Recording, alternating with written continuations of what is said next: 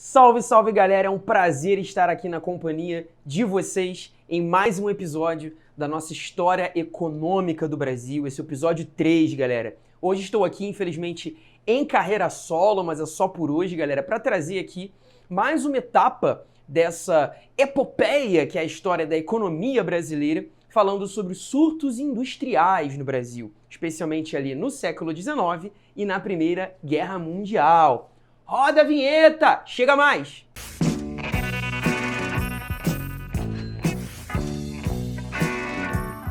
Galera, falar da industrialização brasileira é tratar de um tema muito delicado, pois nós vivemos uma industrialização, sabemos, tardia.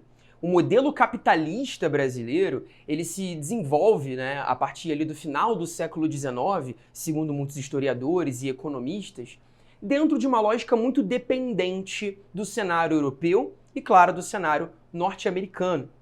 Percebemos ali que o final do segundo reinado é um marco interessante para a gente começar a falar de indústria. Porém, a gente utiliza geralmente o termo surto industrial, pois o Brasil ainda não desenvolveu aquele contexto, uma grande revolução da indústria. Para falar de revolução industrial, a gente só pode tratar o tema a partir de dois aspectos. Um país ele só tem revolução industrial quando ele percebe, primeiro, um forte êxodo rural. Isso é um ponto de partida. Quando a população do campo ela acaba ali desenvolvendo uma certa migração, indo para a cidade. E quando a cidade acaba recebendo ali uma demografia maior do que a demografia do campo, aí a gente pode falar de um início de uma revolução, tudo bem? Esse é o primeiro aspecto. A gente tem que ter mais gente vivendo nas cidades do que no campo. Segundo ponto aqui, a gente tem que perceber também uma mudança no padrão de trabalho, onde você desenvolve uma mão de obra assalariada, claro, com uma lógica de mecanização do trabalho. O Brasil só vai viver esse processo a partir da década de 70, tudo bem? Então a gente só pode falar de revolução da indústria, de fato, durante a ditadura militar. Ah, Gabriel, mas eu sempre ouvi ali que o Vargas fez a nossa revolução industrial. Sem dúvida. O grande Getúlio Dornelles Vargas, presidente do Brasil nos anos 30 e no iniciozinho da década de 40, Vargas ele é importante para dar o pontapé inicial da indústria, que a gente chama de indústria de base. Esse, inclusive, vai ser o tema do episódio 4 aqui da História Econômica. O Vargas ele dá o pontapé inicial, mas ele não consegue consolidar um parque industrial no Brasil, porque ele desenvolveu ali uma indústria muito básica, a indústria ali da metalurgia, da siderurgia, indústria energética também. Presidentes como Dutra, Juscelino Kubitschek, os primeiros presidentes militares também, Castelo Branco, Costa e Silva, e o Médici na década de 70, esses sim é que vão consolidar esse modelo de indústria que foi iniciado com Getúlio, tudo bem? Aqui a gente não pode falar ainda dessa revolução, pois a população brasileira ainda está muito concentrada no campo, majoritariamente campesina, a gente sabe, especialmente ali no interior de São Paulo, lá para dentro do Nordeste também, e esse modelo de mão de obra assalariada ainda não foi consolidado, ainda não foi ali instaurado de fato, pois o Brasil ainda vive muitas marcas da escravidão. Então a gente usa a palavra surto, a ideia de um surto industrial, para narrar aqui o processo vivido no século XIX e no iniciozinho do século XX, especialmente ali nos anos de 1910, 1920, 1925. É legal pegar aqui a ideia de que nós temos duas teorias econômicas. Isso é muito interessante aqui, esse debate econômico, ele vai rolar no Brasil para entender as causas da nossa primeira industrialização. Existem duas teorias que vão fazer um baita sucesso nas décadas de 30, 40 e 50, que é a chamada teoria dos choques adversos, para explicar ali uma causa da nossa industrialização, e aqui embaixo a teoria da industrialização induzida por exportação. Interessante pegar que as provas gostam muito de trabalhar com essas duas teorias, elas adoram trabalhar com isso aqui. Eu pego aqui, começando pela questão dos choques adversos, é uma teoria desenvolvida ali pelo grande Caio Prado Júnior e também ali pelo Werneck Sodré, que historiador ali também militar, que vão desenvolver obras basilares para entender a vida econômica brasileira, e eu sugiro aí que você busque esses autores se você está interessado em estudar um pouco da economia do Brasil. Eles são autores que já são muito refutados hoje em dia, foram refutados ali na década de 80, nos anos 90 já, mas mesmo sendo refutados, eles ainda são muito clássicos. E clássico a gente sabe, tem que ser considerado ainda. Caio Prado Júnior e o Werneck Sodré, eles vão trazer a visão do seguinte: a industrialização brasileira, ela se desenvolveu no contexto de choques econômicos, de choques políticos do cenário da Europa e, claro, também dos Estados Unidos. É o que eu estou colocando aqui, né? A indústria nacional, ela se desenvolve nos contextos da crise internacional. A gente pega como exemplo aqui a Primeira Guerra Mundial e a crise de 29. Né? Todo aquele contexto inicial do século XX, ele foi muito complicado para a Europa. Né? A Europa viveu ali aquele longo contexto de uma paz armada, né, na época do imperialismo, passou muito tempo ali com certos conflitos políticos internos, né, resquícios de uma era napoleônica que foi muito complicada para a Europa no século XIX, a formação da Alemanha como uma nação considerada muito agressiva, a Itália também se consolidando ali em 1864, e isso culmina com o cenário da Primeira Guerra Mundial, onde os grandes impérios vão se chocar. Nesse contexto, argumentam aqui Caio Prado e Werneck Sodré que é o seguinte: o Brasil vai se aproveitar daquela crise europeia para desenvolver o seu mercado interno. A gente vai perceber o seguinte, né? Já que a gente não pode importar o que está sendo produzido na Europa, porque a Europa entrou numa decadência financeira por conta da guerra, né? Qual é a solução? Bem, a gente vai ter que produzir para nós mesmos. E aí, em tese, uma indústria começa a germinar, tudo bem? Essa é uma tese que fez muito sucesso dentro daquela ideia de substituição de importações. Que é o seguinte, né? Já que eu não posso importar de fora, eu passo a produzir aqui dentro. E aí nós temos o caso ali do presidente Venceslau Braz, dos presidentes ali da República Oligárquica Brasileira, né? Hermes da Fonseca também, vão ser indivíduos que impulsionam uma indústria interna, já que o mercado europeu está fechado. A mesma coisa acontece na crise de 29. O mercado europeu está muito enxugado, mediante ali o craque da Bolsa de Nova York, e por conta desse infortúnio, Getúlio Vargas, que chega ao poder em 1930, decide fazer também uma substituição de importações. Essa é uma tese, então, que fez muito sucesso, ok? Essa ideia de que, quando dá problema no mundo capitalista, a gente acaba se aproveitando desse buraco e acaba desenvolvendo um aspecto interno mais interessante. Só que essa teoria ela vai ser refutada um pouco depois, e aí surge a ideia da industrialização induzida por exportações. Aqui eu tenho a figura de Warren Dean, que traz um pouco de uma crítica feita a essa teoria anterior. Qual a ideia aqui do Warren Dean? Ele vai trazer a seguinte visão. Bom, essa industrialização no contexto da Primeira Guerra, ela é verídica, mas não é exatamente porque a Europa está em guerra. Não é porque a Europa está fechada que o Brasil se aproveita. Até porque um contexto de guerra, né, o Dean argumenta, um contexto de guerra lá na Europa torna difícil a importação de maquinários. Como é que eu vou importar a tecnologia da Europa para fazer as minhas indústrias se a Europa está em guerra? A gente tem uma economia, né, da Europa ali, da Belle Époque, da Europa de 1914, a economia daquele continente está voltada para a ideia de uma guerra total. Então tudo que se produz na Europa, né, argumentam os economistas, tudo que se produz lá é voltado para o esforço de guerra. Então como é que o Brasil vai importar tecnologia? Como é que o Brasil vai trazer máquinas para cá se aquele continente está em decadência? Não dá para pensar dessa forma. Na verdade, a nossa industrialização, ela se deu exatamente por um sucesso das exportações de café. Ele argumenta isso aqui, né? A exportação do café criou as fábricas. A exportação do café gerou a nossa indústria. Porque é essa burguesia cafeicultora de São Paulo, ali do oeste de São Paulo, né, que vai acumular um certo capital por conta ali desses grandes surtos de exportação e vai utilizar isso internamente, abrindo suas primeiras fábricas. Essa é uma tese que foi muito bem sustentada, né? Porque você percebe, por exemplo, ali na região de Santos, o grande porto de Santos, que foi um porto fundamental na economia do café. Eu recomendo dar uma olhadinha lá, né, no nosso episódio anterior, né, sobre a cafeicultura no Brasil, você vai entender melhor do que se trata isso. A gente debateu bem isso no episódio 2.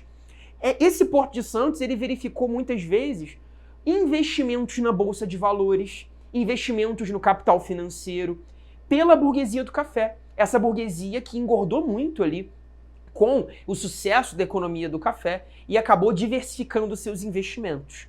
Essa é a tese sustentada por essa segunda teoria e que vai criticar muito a primeira. Gabriel, você está me trazendo então duas visões diferentes. Qual é a que eu vou levar para o Enem? Qual é a visão que eu vou levar para a prova? Qual é a visão que eu vou levar para os meus estudos? Galera, as duas visões são válidas. Embora essas duas também acabem sendo muito refutadas no futuro, né, ali pelo próprio Fernando Henrique Cardoso, sociólogo, né, que traz ali uma outra roupagem para entender a economia brasileira. Então, eu diria que não existe uma teoria errada. Ela pode ser analisada dependendo do texto que você está lendo, dependendo do material que aparece na sua questão, tudo bem? Todos esses caras são fundamentais e são autores clássicos. Então, não abandone nenhuma das duas teorias, mas entenda que são duas formas de entender como a industrialização do Brasil se consolidou inicialmente, tudo bem? Então a gente vai tentar trabalhar com essas duas ideias e é interessante você ter elas como munição. Bom, chegando aqui, nos anos de 1840, 1850, o Brasil vivia o segundo reinado. E ali nós vamos ver o nosso primeiro grande surto de indústria. Nós estamos no governo de Dom Pedro II, que sabemos é ali um monarca que investe muito na economia do café, especialmente depois que consegue resolver ali a grande Revolução Farroupilha, né, ocorrida no Rio Grande do Sul, e também a grandiosa Revolução Praieira em Pernambuco. Quando essas duas revoltas foram solucionadas, Dom Pedro consegue investir numa economia cafeicultora. Só que o Brasil se torna muito dependente dessa economia. E isso vem desenvolvendo um capitalismo, eu diria, muito arcaico. Galera, vamos perceber o seguinte, né? Aqui em 1844, nós temos a assinatura de uma tarifa pelo governo brasileiro que vai facilitar muito um outro perfil para a economia nacional. Um perfil que vai flertar com fábricas, que vai flertar com a metalurgia, flerta um pouco com a indústria naval também, com a estrada de ferro, que é a chamada Era Mauá.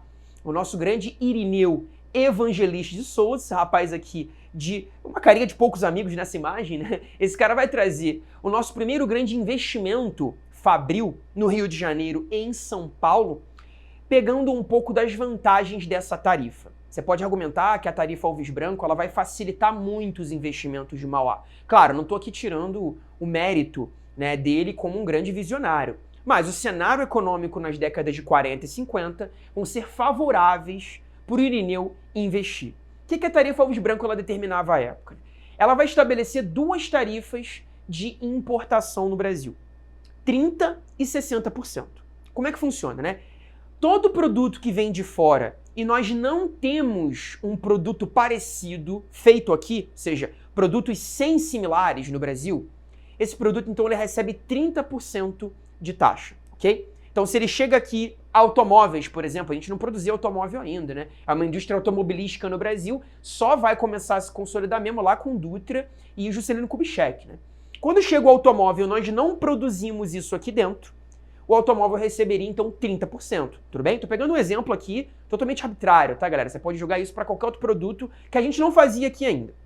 Se chega o produto e já existe uma produção aqui parecida, eu pego aqui roupa, calçados, especialmente ali uma indústria de sapatos, que já era um pouco incipiente ali em São Paulo. Se chega e tem um produto parecido, esse produto, então, recebe 60% de taxa. Tudo bem? Essa é a lógica. Ô, Gabriel, por que é tão alto assim? Porque se eu estou observando que nós produzimos aqui dentro esse gênero, existe competição, né? Então eu vou botar o cara muito caro, porque ele vai chegar na prateleira caríssimo e o consumidor médio vai olhar e perceber, maneiro, se o tênis aqui made in England, ele tá, né, muito mais caro que o made in Brasil, eu aqui vou preferir pagar mais barato. Só tu lembrar aí, tu indo pro Ponto Frio, tu indo aí pra Casas Bahia, não tô recebendo nenhum jabá por isso, tá, gente? Por favor, indo aí pra uma loja de eletrodoméstico, vai com a tua avó fazer a compra. Tua avó vai te dar, sei lá, um notebook de presente pra você assistir às aulas do Projeto X, né? A avó, tu sabe, né? Dona Neuza, a minha avó maravilhosa, um beijo. Dona Artamides, maravilhosa, parece um hobbit, né? Pessoa pequenininha assim, parece o Bilbo Bolseiro, minha avó.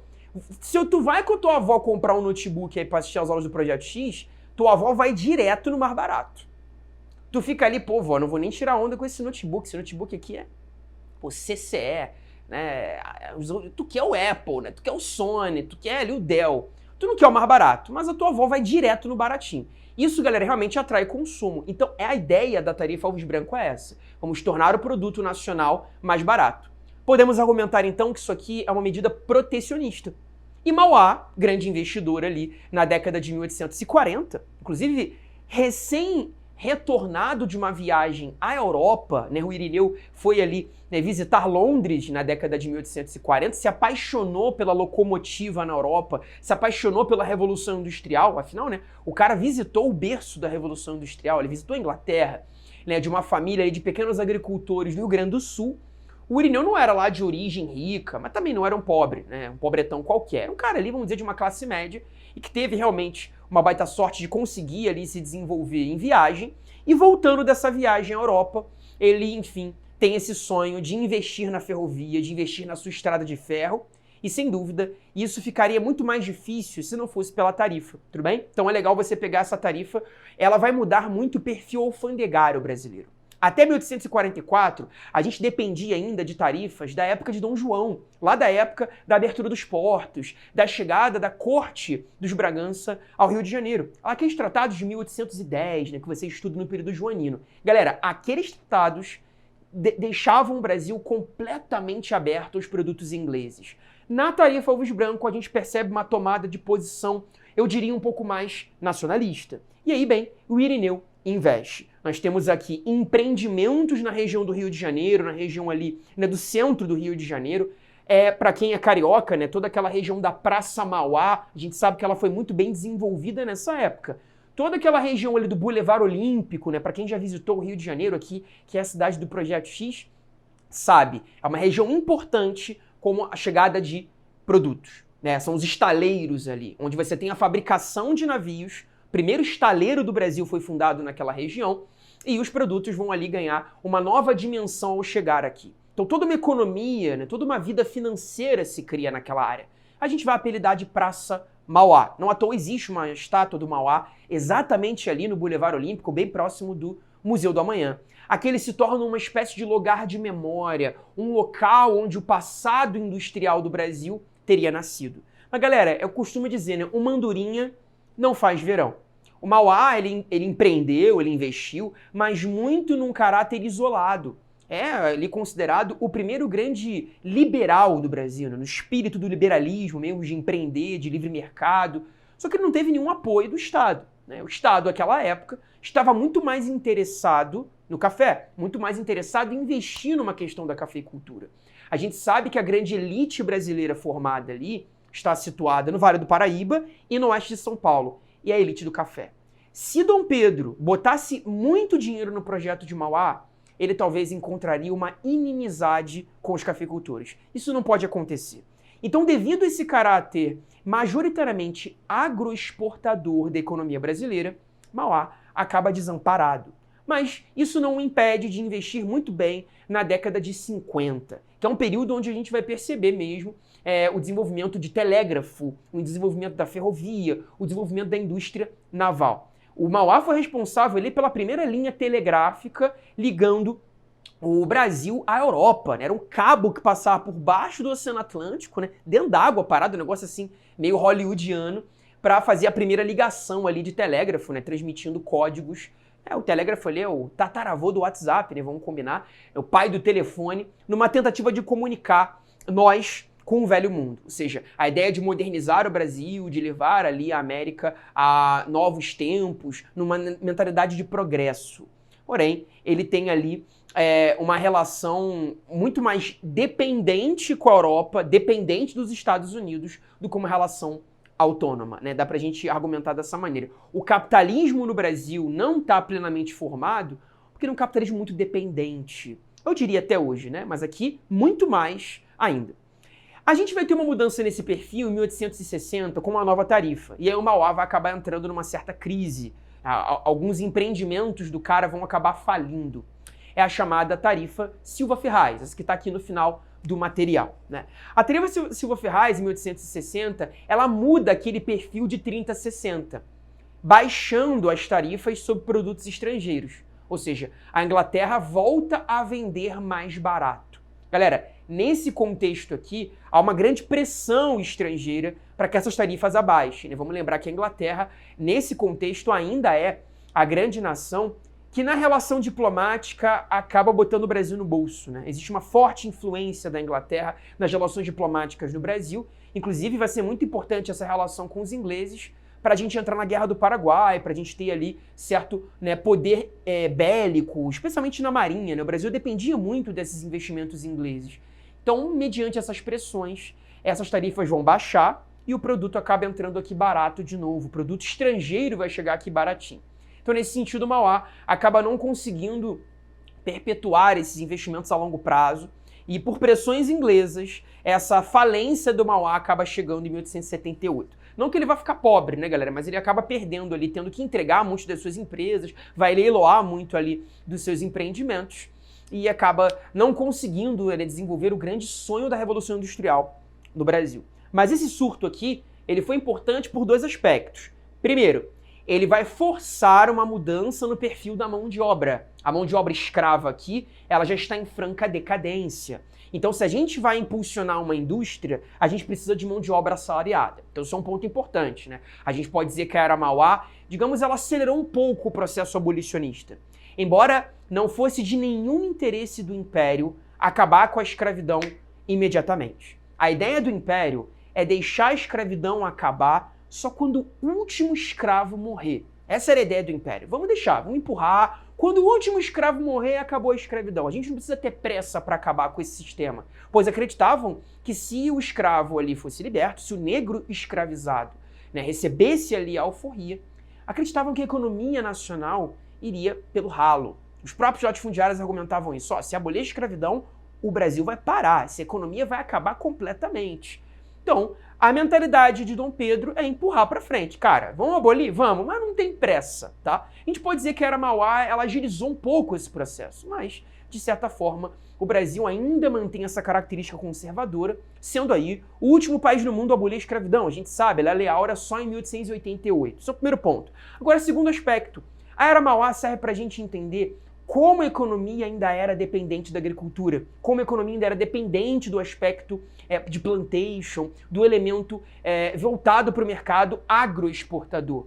E é um traço que, infelizmente, a gente não conseguiu abandonar até hoje. Questões que a gente vai avaliar bem nas próximas aulas, ok? Mas fica aqui como uma análise. Bom, avançamos no tempo, chegamos aqui na década de 1910, entramos no século XX, nesse século considerado ali a era dos extremos, segundo o historiador Eric Hobsbawm.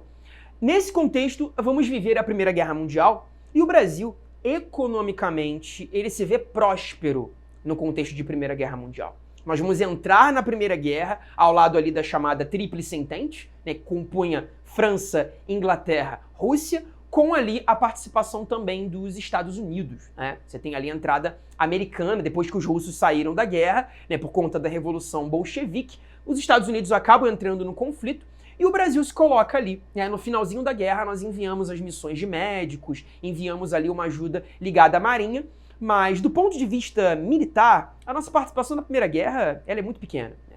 A grande contribuição da guerra para o Brasil é econômica. É quando a gente vai ver o nosso segundo surto industrial, tudo bem? Ele ocorre ali entre a década ali, final do século XIX, 1890, até 1910, com o chamado ciclo da borracha primeiro, né?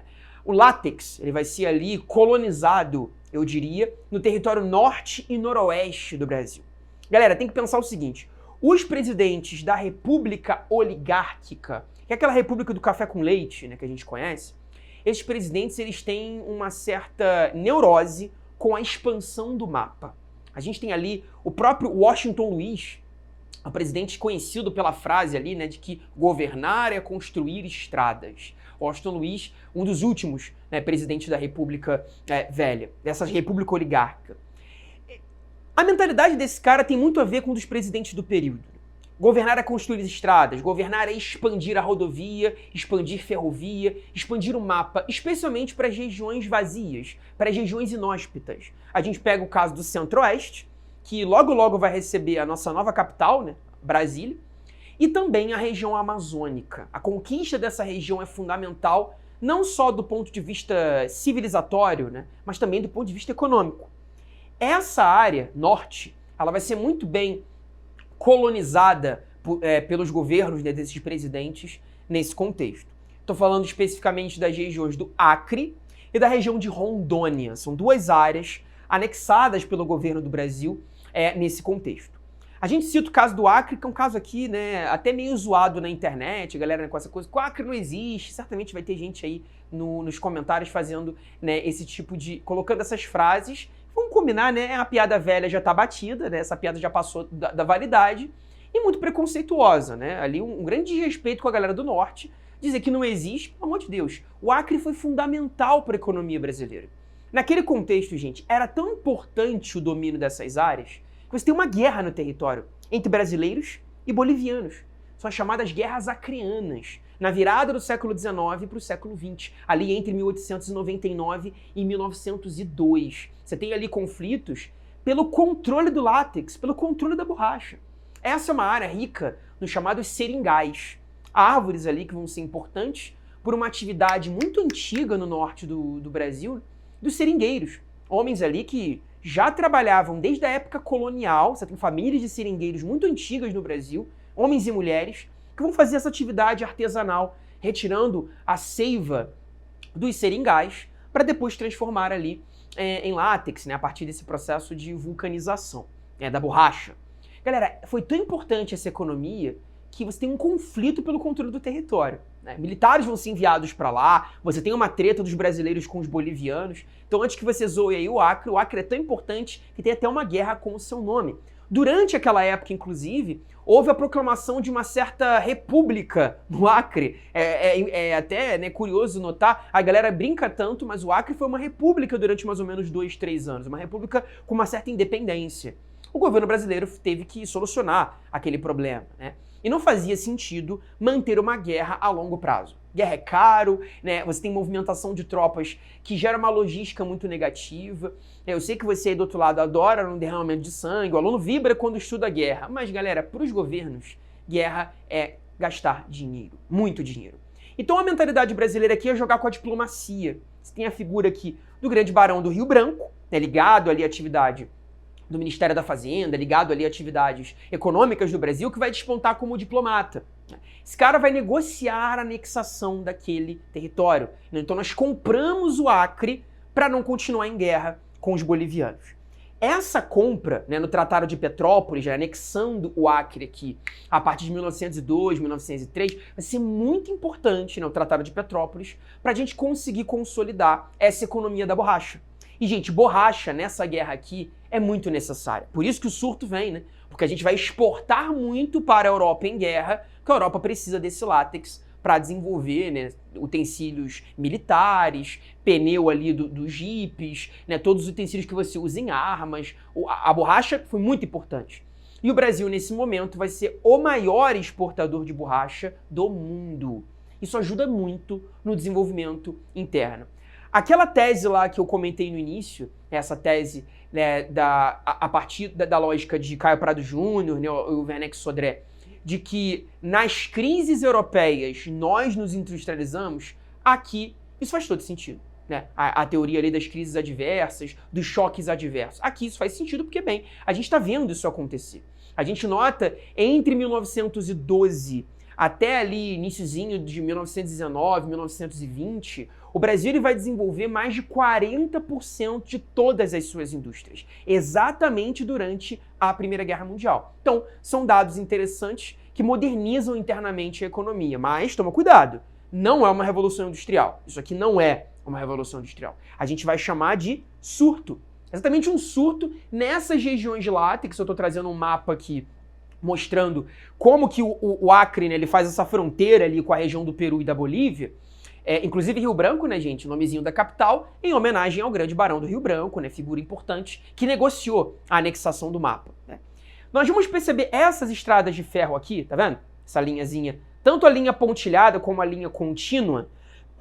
Essa contínua é uma das mais famosas ferrovias aí, cai direto em prova. Até você aí que estiver no ensino superior, né, assistindo essa aula para fazer um trabalho, aí para, né, fazer alguma prova na área de economia, é importante a ferrovia Madeira-Mamoré, porque ela vai interligar regiões fundamentais do látex com o litoral nordestino. De nada adianta a gente extrair a seiva dessas árvores, a gente desenvolver a produção do látex, se a gente não consegue escoar essa produção.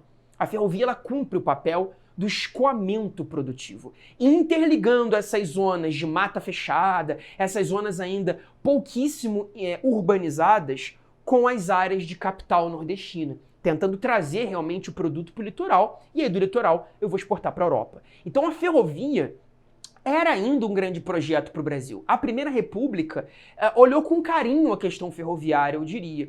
Esse elemento rodoviarista, ele vai ser mais adotado realmente por Washington Luiz, Dutra e Juscelino, um pouco mais à frente, né? Washington Luiz já, né, no final da República Velha, o Dutra muito lá na frente e o JK também. Aí realmente a gente pode dizer que a rodovia se consolidou como nosso modelo de transporte. Mas inicialmente, ainda no século XIX e início do XX, o sistema ferroviário era um grande projeto. E vamos combinar, né? É um projeto muito mais interessante, muito mais barato, não polui, mais rápido, a chance de dar problema ali é muito menor e seria um projeto muito, muito, muito moderno se desse certo, tá? Nós vamos ali tentar flertar com a ferrovia, ela não vai desenvolver tanto quanto a gente gostaria, mas ainda era a mentalidade no nosso modelo ali, né, de escoamento produtivo. E aí você vê, né? Isso gera um surto. Não é uma revolução industrial. Você está falando aqui de zonas muito pontuais de industrialização. Esse tem o caso do Mauá no Rio de Janeiro e em São Paulo. A gente analisa também o caso do Acre, do Norte, ali. Rondônia é um território muito bem ocupado por militares. A gente vê a grande figura ali do Marechal Rondon, que, né, é o grande patrono das comunicações do Exército, né, porque o Rondon ele expandiu um monte de linha telegráfica nessa região de Rondônia, que leva o seu nome. É um cara que vai ser importante no contato com as comunidades indígenas, é o cara que vai ser importante na fundação do SPI, né, a Sociedade de Proteção ao Índio. Então, legal notar que essas zonas são zonas importantes no desenvolvimento de ferrovia, zonas importantes na produção do látex, mas é muito pontual. Não dá para chamar de revolução industrial. Mas ainda, né, galera, esse êxodo rural intenso ainda não está acontecendo. A gente tem, claro, um fluxo interessante de mão de obra europeia para o Brasil. Estamos colocando aqui, né? Uma forte entrada de imigrantes. Você pode salientar aqui alemães, italianos, espanhóis, né?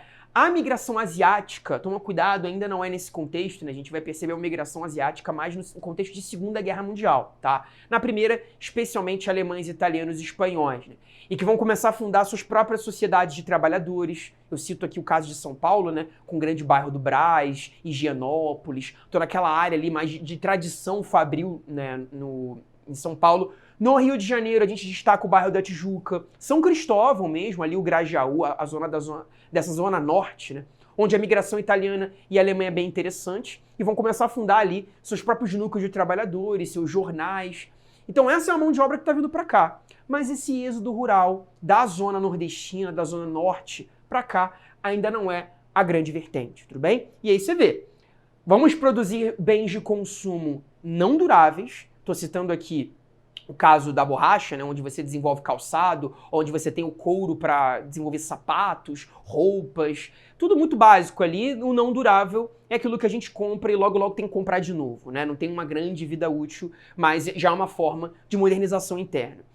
Você tem o uso dos capitais excedentes da cafeicultura, essa flerta com aquela tese que a gente estava comentando, né, muito ligada ali ao Warren Dean, de que o nosso capitalismo se desenvolve pelos cafeicultores, por essa burguesia cafeicultora que vai flertar com a fábrica, que vai começar a investir seus capitais na produção fabril. Então, é uma tese que cabe aqui nesse surto agora, né?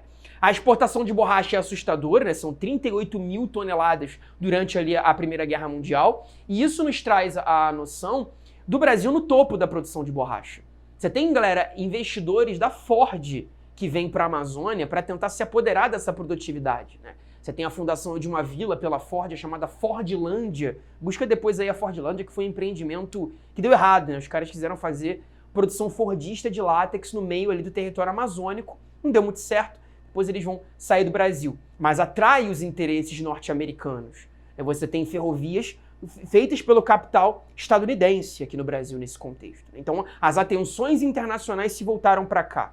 É legal perceber a metalurgia dando seus primeiros passos, né, o desenvolvimento da indústria belgo-mineira em Minas, né, em MG. Mas, galera, é um passo assim muito neném, é um passo muito pequeno, é um passo muito verde ainda de uma metalurgia. O grande pai da produção de metal pesado vai ser Getúlio. Eu diria aqui que isso é muito pontual no caso do surto da Primeira Guerra Mundial, né?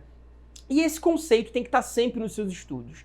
Substituição de importações. Um contexto de mercado fechado lá na Europa, eu não vou olhar para o mercado europeu, porque o mercado europeu está todo trancado. Então preciso, na verdade, desenvolver internamente. Ao invés de importar, eu vou desenvolver por conta própria. Nesse sentido, a gente consegue consolidar, então, como eu disse, aquele dado, né, de 1912 a 19, 42% das nossas indústrias nacionais, elas são fundadas. A gente vê aqui uma fotografia interessante, né, de uma fábrica da cerveja Antártica. A produção de cerveja foi muito importante aqui. E as técnicas são trazidas muitas vezes por imigrantes. Olha o papel ali da migração no Brasil, que é fundamental, né? Muitos desses imigrantes que estão vindo aqui, chegando aqui, o caso dos italianos, o caso, né, de alemães, vão trazer suas próprias técnicas produtivas de controle do lúpulo, desenvolvimento dos cereais, produção de vinhos, produção de sapatos, né? Isso tudo é uma contribuição dos europeus que estão aqui trazendo não só, claro, sua força de trabalho, que está sendo avidamente explorada, mas está trazendo novas ideias. E nesse sentido, a indústria brasileira se consolida, começa, né, a se consolidar. Espero ter ajudado vocês aqui hoje, mesmo em carreira solo. Acho que deu para falar de muita coisa, né? Deixa aqui o seu like nessa aula se você gostou, se foi útil para você esse conteúdo. O Projeto X é feito de maneira inteiramente gratuita no YouTube e a gente precisa dos likes, precisa das inscrições, dos comentários para continuar crescendo, para continuar se mantendo aqui, né, da maneira que a gente consegue. Um grande beijo a todos vocês e até a próxima.